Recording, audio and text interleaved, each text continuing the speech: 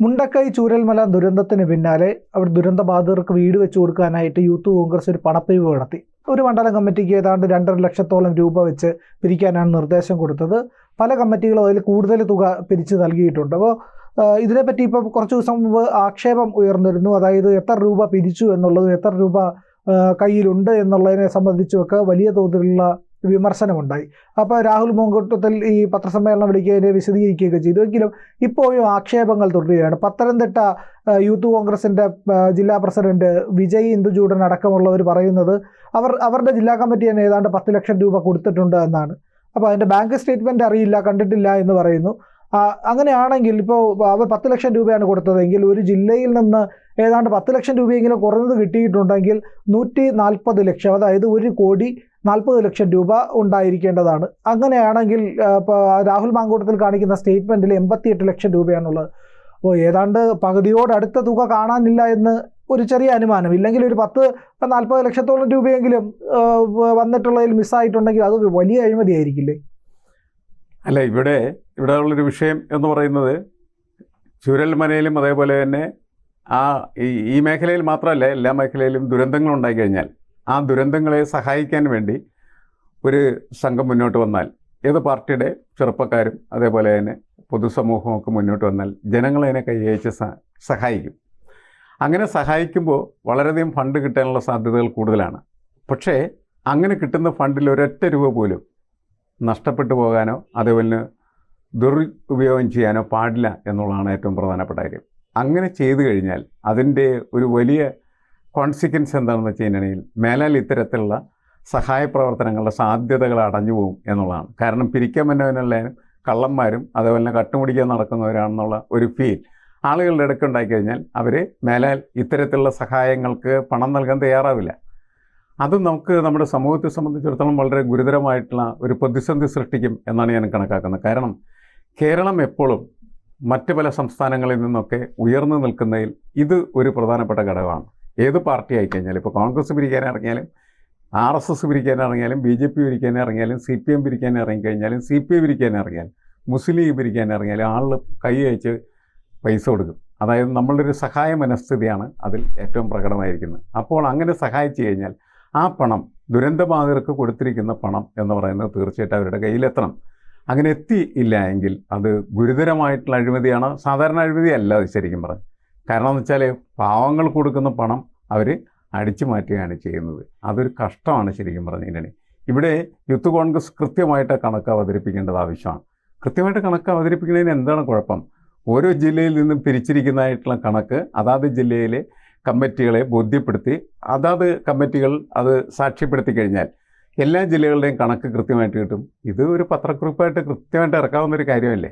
ഇത് ചെയ്യാതിരിക്കുമ്പോഴാണുള്ള ഈ നേതൃത്വം ശരിക്കും നിഴലിലാകുന്നത്, സംശയത്തിലാകുന്നത്. അതുകൊണ്ടാണ് മാങ്കൂട്ടത്തിന് നേരെ ആളുകൾ ചോദ്യങ്ങൾ ചോദിക്കുന്നത് എന്നാണ് എനിക്ക് തോന്നുന്നത്. അതായത് ഒരു സുതാര്യതയുടെ കുറവ് ഈ പറയുന്ന യുവജനങ്ങൾക്കിടയിൽ തന്നെ ഉണ്ടാകുന്നു എന്ന് പറഞ്ഞു കഴിഞ്ഞാൽ അത് രാഷ്ട്രീയ സംശുദ്ധിയുടെ ഏറ്റവും വലിയ കളങ്കമായി തീരും. അതായത് മുന്നോട്ട് നയിക്കേണ്ടവർ കുറച്ചു കാലം കഴിയുമ്പോൾ മുഖങ്ങളായി വരേണ്ടവർ, പ്രധാനപ്പെട്ട ചുമതല വഹിക്കേണ്ടവരായിട്ട് നിൽക്കേണ്ടവർ ഇങ്ങനെയുള്ള ആരോപണങ്ങൾക്ക് വിധേയരാകുന്നത് ഒട്ടും ആശാസ്യകരമായിട്ടുള്ള കാര്യമല്ല. അല്ല, നമ്മൾ ചെറുപ്പക്കാരിൽ അതേപോലെ വിദ്യാർത്ഥികളിലും യുവാക്കളിലുമാണ് പ്രതീക്ഷ പുലർത്തുന്നത്. കാരണം അവർ വലിയ സ്വപ്നങ്ങളുമായിട്ട് രാഷ്ട്രീയ പ്രവർത്തനത്തിന് ഇറങ്ങുന്നവരാണ്. അവർ യഥാർത്ഥത്തിൽ നമ്മുടെ സമൂഹത്തിൻ്റെ സ്വഭാവത്തെ തന്നെ മാറ്റിയെടുക്കുകയും സമൂഹത്തിന് വിപ്ലവകരവും അതേപോലെ പുരോഗമനപരവുമായിട്ടുള്ള മുഖമെല്ലാം നൽകുന്നത്. അവരൊക്കെ പല രീതിയിലും ചീത്തയായി കഴിഞ്ഞാൽ ചിലരൊക്കെ ഗുണ്ടകളും തെമ്മാടികളായി ചീത്തയാവുന്നു, മറ്റു ചിലർ കള്ളന്മാരും കൊള്ളക്കാരുമായിട്ട് മാറുന്നു. ഇങ്ങനെ ചെറുപ്പക്കാരും വിദ്യാർത്ഥികളൊക്കെ മാറിത്തീർന്നു കഴിഞ്ഞാൽ അത് സമൂഹത്തെ എങ്ങോട്ട് നയിക്കും എന്നുള്ളത് വലിയ ഒരു ചോദ്യമാണ്. നമ്മളെ ഭയപ്പെടുത്തുന്ന ഒരു ചോദ്യമാണത് എന്നാണ് എനിക്ക് തോന്നുന്നത്. അതായത് ഇവിടെ ഡിവൈഎഫ്ഐയും സഹായിക്കുന്നുണ്ട്. ഡിവൈഎഫ്ഐയും അതുപോലെ തന്നെ മറ്റ് യുവജന സംഘടനകളും ഒക്കെ. ഇപ്പം ഡിവൈഎഫ്ഐയുടെ പേരിൽ ഇങ്ങനെ ഒരു ആരോപണം വരാനുള്ള സാധ്യതയില്ല. കാരണം അവരുടെ ഒരു സംവിധാനം, ഒരു കേഡർ സിസ്റ്റം ഒക്കെയാണ്. കൃത്യമായിട്ടുള്ള സ്ക്രൂട്ടിനി അവിടെ നടക്കും. കമ്മിറ്റികളിലേക്ക് ചോദ്യം വരും. മുകളിൽ നിന്ന് താഴേക്ക് കൃത്യമായ ചോദ്യങ്ങളുണ്ടാവും. അതുകൊണ്ട് തന്നെ അങ്ങനെ ഇങ്ങനെ പിരിച്ചൊന്നും ഇപ്പോൾ പിരിക്കാൻ പോയിട്ട് ചായ കുടിക്കാനായിട്ടൊരു 10-50 രൂപ എടുത്തു കഴിഞ്ഞാൽ വലിയ പ്രശ്നം ഉണ്ടാവാൻ സാധ്യതയില്ല. പക്ഷേ അതുപോലെ ഡിവൈഎഫ്ഐയിൽ അങ്ങനെ പ്രോത്സാഹിപ്പിക്കാറില്ല.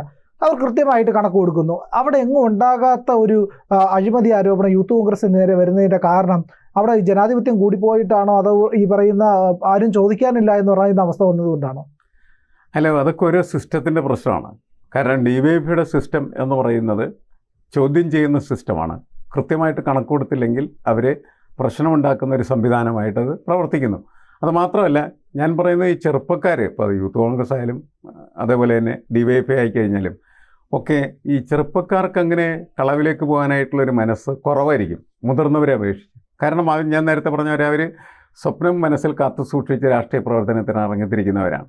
പക്ഷേ ഈ പുതിയ കാലത്തേക്ക് വരുന്ന സമയത്ത് അധികാരം മാത്രം കേന്ദ്രീകരിച്ചുള്ള പ്രവർത്തനമായി തീരുകയും അവരുടെ മുതിർന്ന നേതാക്കൾ സഞ്ചരിക്കുന്ന വഴികളിലൂടെ ഇവരും സഞ്ചരിക്കാൻ തുടങ്ങുമ്പോൾ അഴിമതിയും അതേപോലെ തന്നെ കൊള്ളയുമൊക്കെ ആണ് രാഷ്ട്രീയ പ്രവർത്തനം എന്നുള്ള ഫീൽ ചിലപ്പോൾ അവർക്കുണ്ടായിട്ടുണ്ടായിരിക്കാം. അങ്ങനെ ആയിരിക്കാം അവരങ്ങനെ ആകുന്നത്.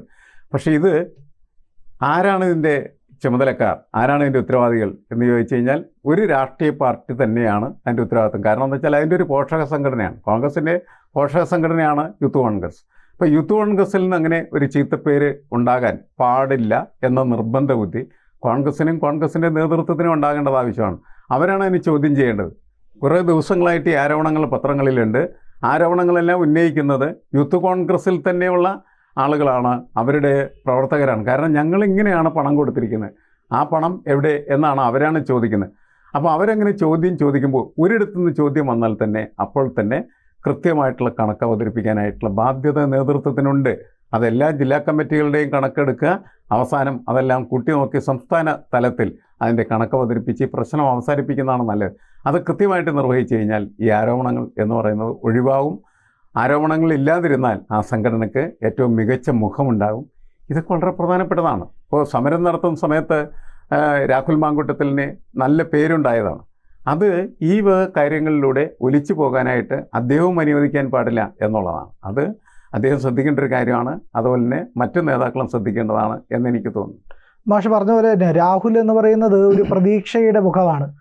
യൂത്ത് കോൺഗ്രസിലൂടെയൊക്കെ വന്ന ഈ പറയുന്ന വിദ്യാർത്ഥി നേതാവായി വന്ന് യൂത്ത് കോൺഗ്രസിലൂടെയൊക്കെ നേതൃത്വത്തിലേക്ക് വന്ന രാഹുലിൻ്റെ സംഭാഷണ ശൈലിയൊക്കെ ജനങ്ങൾക്ക് വളരെ പ്രിയപ്പെട്ടതാണ്. അങ്ങനെയാണ് പാലക്കാട് നിസ്സാരമായി ഒരു വലിയ പ്രയത്നമൊന്നും വന്നില്ല, ഒരുപാട് ആരോപണം വന്നിട്ട് പോലും നിസ്സാരമായി ജയിച്ചു വന്നത്. ആ രാഹുലിൻ്റെ നേതൃത്വത്തിലാണ് ഇപ്പോൾ യൂത്ത് കോൺഗ്രസിൻ്റെ ഈ ചുമതലക്കാരുള്ള അവർക്കാണ് ഈ ആരോപണം നേട്ടം. മാഷ് ഒരു കാര്യം ആലോചിക്കണം, 11 മണ്ഡലം കമ്മിറ്റികൾക്കെതിരെ നടപടിയെടുത്തിട്ടുണ്ട്. അതായത് പണം പിരിച്ചു കൊടുത്തില്ല എന്ന്. അപ്പോൾ സ്വാഭാവികമായിട്ടും ഈ നടപടിയെടുത്ത, അതായത് മണ്ഡലം പ്രസിഡന്റുമാരെ മാറ്റുക എന്നുള്ളതായിരിക്കുമല്ലോ സ്വാഭാവികമായിട്ടും അടുത്ത നീക്കം. ആ മണ്ഡല കമ്മിറ്റികളടക്കം അവർ ഈ പറയുന്ന ചോദ്യങ്ങൾ ചോദിക്കാൻ ഇടയുണ്ടല്ലോ. അപ്പോൾ ഈ കോൺഗ്രസിൻ്റെ ശൈലി യൂത്ത് കോൺഗ്രസിൽ എന്തായാലും ഉണ്ടാവും. ഉള്ളിൽ നിന്ന് തന്നെ ചോദ്യം വരും, വെളിയിൽ നിന്ന് വരുന്നതിനേക്കാൾ കൂടുതൽ ഉള്ളിൽ നിന്ന് വരും. അങ്ങനെ ആവുമ്പോൾ ഈ നേതൃത്വത്തിൻ്റെ നിലനിൽപ്പ് തന്നെ ആശങ്കയിലാവില്ലേ? അല്ല, ജനാധിപത്യ സംവിധാനത്തിനകത്ത് അങ്ങനെയുള്ള ചോദ്യങ്ങൾ ചോദിക്കാനായിട്ടുള്ള സ്പേസ് ഉണ്ട്. അത് തീർച്ചയായിട്ടും ചോദിക്കപ്പെടുന്നുണ്ട്. അങ്ങനെ ചോദിക്കപ്പെടുന്നത് കൊണ്ട് തന്നെയാണ് ഇതെല്ലാം പുറത്തറിയുകയും അങ്ങനെ പുറത്തറിയുന്നതിൻ്റെ പേരിലാണ് ഇത് വലിയ ചർച്ചയായി മാറിത്തീരുകയും ചെയ്യുന്നത്. അത് നല്ല വശമാണ്. പക്ഷേ ചോദിക്കും, അറിയും എന്ന് കരുതി ഇവരെന്ത് ചെയ്യണമായിരുന്നു? കൃത്യമായിട്ട് ഈ കണക്കുകൾ അവതരിപ്പിക്കുകയും കാര്യങ്ങൾ സുതാര്യമാക്കി വെക്കുകയും ചെയ്യേണ്ടത് ആവശ്യമാണ്. ഇനിയിപ്പോൾ ഇതെല്ലാം കഴിഞ്ഞു, പുതിയൊരു സാഹചര്യത്തിൽ എത്തി നിൽക്കുകയാണ്. ഈ സാഹചര്യത്തിലെങ്കിലും കൃത്യമായിട്ട് കണക്ക് അവതരിപ്പിക്കുക.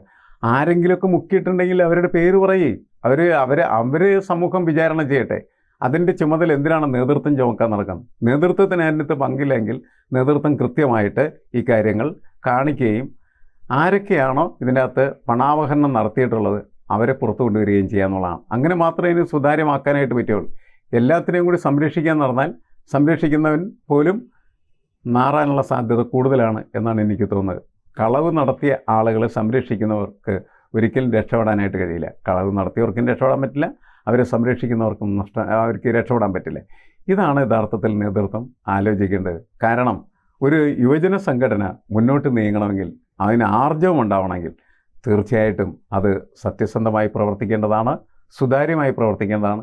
പ്രത്യേകിച്ച് പണപ്പിരിവുകൾ നടത്തുന്ന സമയത്ത് അതിനേക്കാൾ പ്രധാനമാണ് ദുരന്തബാധിതരായ മനുഷ്യർക്ക് വേണ്ടി പിരിച്ച പൈസ അത് മോഷണം പോകുന്നുണ്ടെങ്കിൽ അതെന്തുമാത്രം പ്രത്യാഘാതമായിരിക്കും സമൂഹത്തിൽ ഉണ്ടാക്കാനായിട്ട് പോകും. കൂടുതൽ വാർത്തകളും വിശേഷങ്ങളും നിങ്ങളിലേക്ക് എത്താൻ ABC മലയാളം സബ്സ്ക്രൈബ് ചെയ്യുക, ബെൽ ബട്ടണും അമർത്തുക.